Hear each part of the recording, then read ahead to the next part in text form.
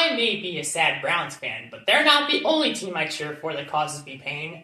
Welcome to the Guardian Chronicles, in which I will be recapping the Cleveland Guardians games in 10-game segments, starting today. And I want to get this right out of the way right now. In this video and in future videos, you will hear me refer to the baseball team that plays in Cleveland as the Indians, the Guardians, the Tribe, or the Cleveland baseball team. Anytime you hear those terms, I am referring to the baseball team that plays in Cleveland. It's kind of like how I refer to the Cleveland Browns in my other videos as the Browns, or the Cleveland football team, or the garbage football team, or the worst franchise in North American sports. It's kind of like that. But we're not talking about the Browns right now. We're talking about Cleveland baseball. Let's see how they've done through their first 10 games. Let's look at this here. Good, not good, good, not good, ew, yucky no-no, hey, there we go, ew, oh dear, and whew, that was close. We got 3 hits today against the Chicago White Sox. That's not particularly good, guys. No, but we won.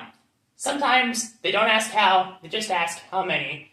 And a win is a win is a win, and every game in the MLB schedule matters. So I'm glad we got this one. 4-6 is bad, 3-7 is ugly. And we're 4-6. We can come back from 4-6. How are they going to do it? There are 4 guys I know we can rely on. Jose Ramirez has been cooking this season so far. Steven Kwan is awesome. Carlos Santana, welcome home. He's great. And Kyle Manzardo was the MVP of opening day against the Royals. Sure, he's tapered off since, but he's still hitting pretty well. He's clearly our 4th best hitter in our lineup right now. That's really good. And hey, you know what? We've got other hitters who are having great performances this season. I can show you right here.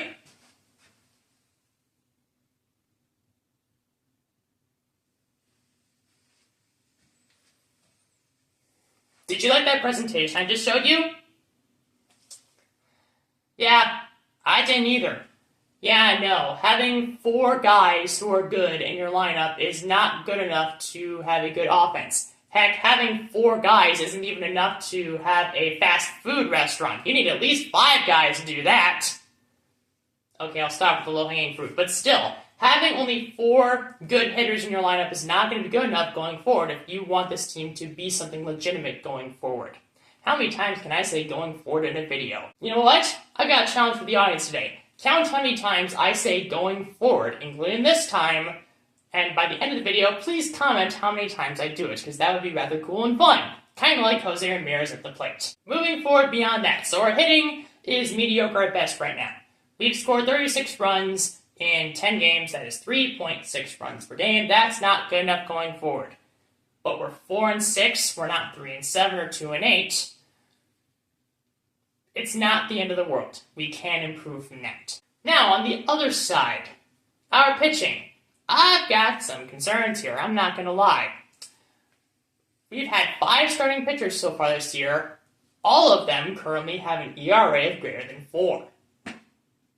No, that's not good enough. A team with a good starting rotation might have a starter whose ERA is over 4. That's possible.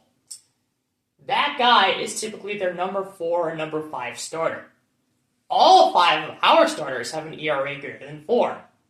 Not good. And that is why we have allowed 51 runs in our first 10 games. That's 5.1 runs per game. That's bad. It also doesn't help that Emmanuel Clase has not had it so far this year, and Paul Sewell has not had it this year. He was our big free agent acquisition this year, and he hasn't done particularly great so far. So that's kind of concerning too. But you know what? On the bright side, Cade Smith and Hunter Gaddis have locked it down for the first 10 games, so kudos to those guys for getting the job done this year when called. Now, let's get into some of the goodies. Let's get into some of the goodies of the baseball season. We'll start with the best news. We are one of 4 teams in the entire MLB to be undefeated at home. It's incredible. Now, of course, the caveat to that is that we've only played 1 home game, but it's true. The stat doesn't lie. What was that? The stat doesn't Lie. There are 4 teams with undefeated home records, and the Cleveland baseball team is one of them. Go us. I say go us. That's pretty awesome. Let's take a look around the league, see what other goodies we can find. The Toronto Blue Jays are tied for first in the AL East. They have a negative run differential. The Texas Rangers have the best record in the American League right now. They have a negative run differential. And the AL West, as a collective, has the best overall winning percentage in the entire American League compared to the East and Central. Every team in the AL West has a negative run differential. That is hilarious.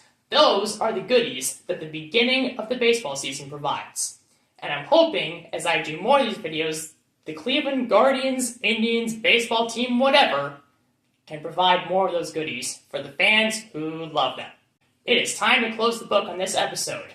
Hopefully, when I open this up again, the Indians pitching staff can figure out how to allow fewer than 5 runs per game.